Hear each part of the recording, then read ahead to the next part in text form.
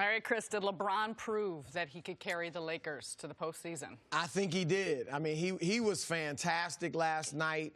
Early on, you know, he had some trouble finishing around the rim in the first half, but he got going. And down the stretch, you know, early in the season when he was healthy, before he got hurt, they had several games that were winnable that he and his teammates did not close.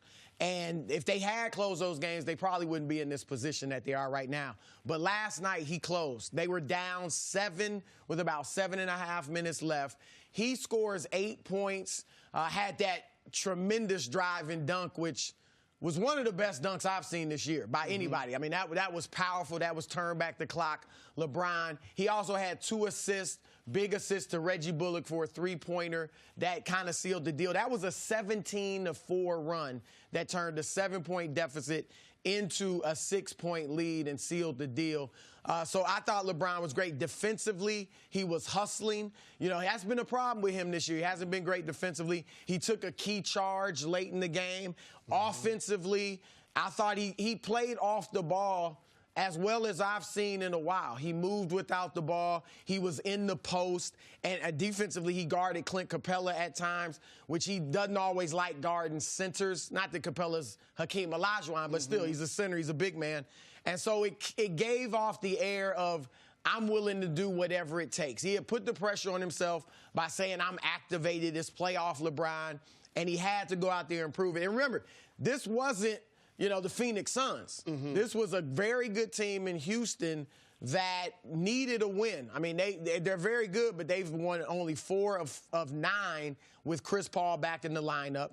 They're 11-10 in their last 21 games. So they were in search of a win, too. I thought Chris Paul played one of his better games. It's late, he didn't do as much, but he was really good early on the first 3.5 quarters.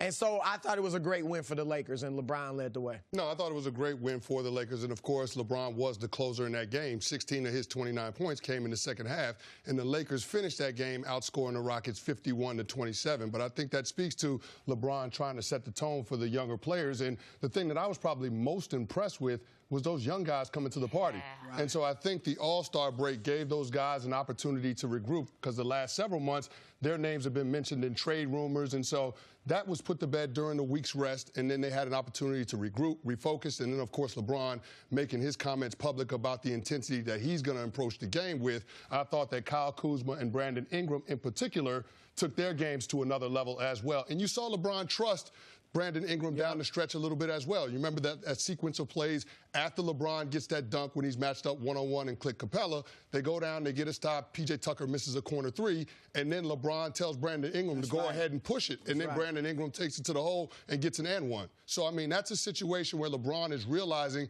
that in order to get where he wants to go, which is making the postseason for a 14th consecutive year, he's going to need those young guys to play a big part in that. To me, that's the difference, because there was never a question about can LeBron lead this team to the playoffs. It's what are some of those players going to do around him. And when he said that he's activated, there was a difference, and obviously he looked different. He looked more spry. He was explosive. How he actually played and produced on the floor, there was a difference in his engagement with those young guys. And not to say that he has not done that at points throughout the season, but he was in their ear. He was communicating with them. He seemed more positive, more encouraging, you know, trying to explain things on the floor. And to me, that's going to be the difference, because he had talked about how he loves to be in uncomfortable situations. He thrives, you know, when there is chaos going around him, but are other players going to thrive?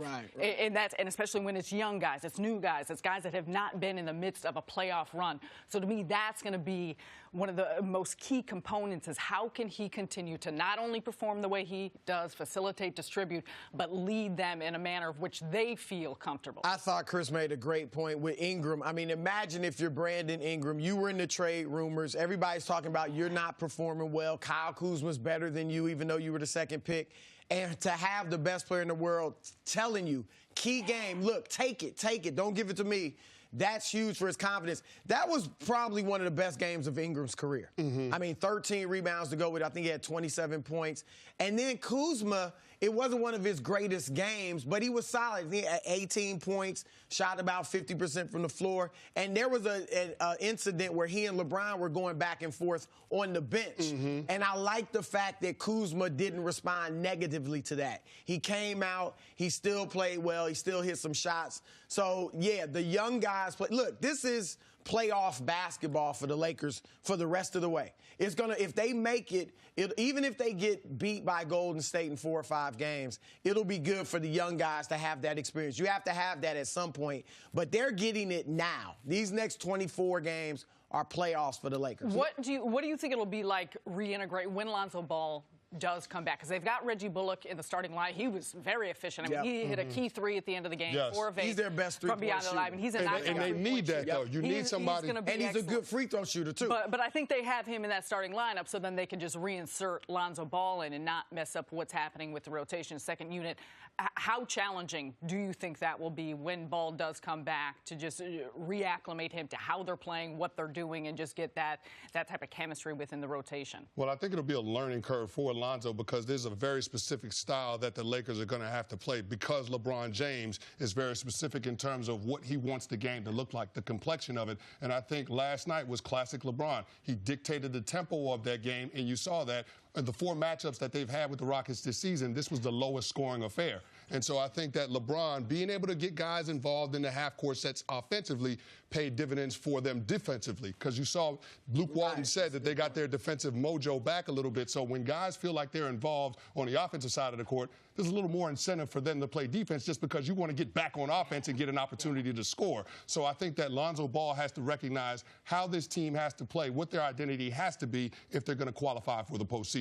Yeah, it's going to be interesting because Lonzo has been a very good defender for them. When he's on the court, their defense is much better. To your point, though, they played really good defense last night without him. I don't know how much they need him offensively. So, like Reggie Bullock, if he continues to play this way and shoot the 3-ball well, then it's going to be tough for Lonzo to get in there. I mean, you're going to give him some minutes, but, you know, do you think you they need would more of a potentially shooter. Just bring him off the bench? And, Yeah, and I mean, yeah, he's not of the stature where it's like, oh, we got to play Lonzo. We have to start Lonzo. At this point, it's the best players that we can put on the floor around LeBron to win, and you need a shooter. And Lonzo's not a shooter, not to mention he shoots 41% from the free throw line. And last night, surprisingly, they shot 82% from the free throw line. If they go back to shooting as poorly as they have all year, that could really hurt them because they're going to be in close games down the stretch. And if they're not making free throws, that'll be bad. But, yeah, it's going to be interesting because defensively they do need him. But if they're going to play defense like they did last night without him, I think it's going to be an interesting thing to see how they put him in. I thought Rondo was good. His stats weren't really impressive. 2 points, 1 for 4 from the floor, even a -9 plus-minus. But I thought he was pretty effective out there with LeBron. So I think maybe Rondo's minutes could be the ones that get challenged by Lonzo if Bullock shoots the ball well. Thanks for watching. Subscribe here to get the latest from the show. Also, be sure to check out more of the best clips from First Things First, or go watch a few segments from our other shows on FS1.